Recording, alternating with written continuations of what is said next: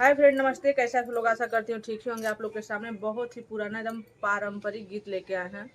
बहुत ही अच्छा गीत है, एकदम स्पेशल वाला गीत है। और वीडियो अच्छी लगे तो लाइक और कमेंट करिएगा जरूर। ये है मेरी सासू माँ।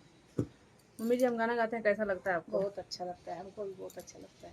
मेरी सासू माँ हमको हमेशा से सपोर्ट की हैं, अभी भी सपोर्ट करती हैं और सपोर्ट करती रहेंगी।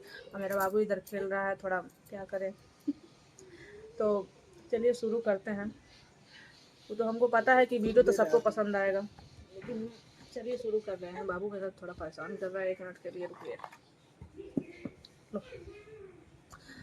तो बहुत ही अच्छा गाना है। तो देखिए, शिव जी मतलब गौरा जी शिव जी से क्या बोल रही हैं कि बहू शिव जी उठिए जल्दी से और हमको गंगा नहाने जाना है। तो चलिए देखते हैं क्या कहते हैं।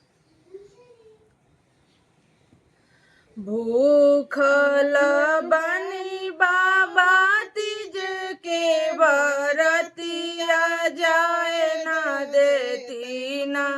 भूखल बनी बाबा तीज के बरतिया जाए दई देती ना। हमके नदिया नहाए जाए न देती ना। हमके नदिया नहाए जाए न देती ना। कैसे में जेबू बेटी नदिया नहाए आररवा बीचे ना। कैसे में जैबू बेटी नदिया नहाए आररवा बीचे ना। तोहार ससुर सूबेदारवा आररवा बीचे ना। तोहार ससुर सूबेदारवा आररवा बीचे ना। भूखल बनी बाबा तीज के बरतिया जाए ना देती ना।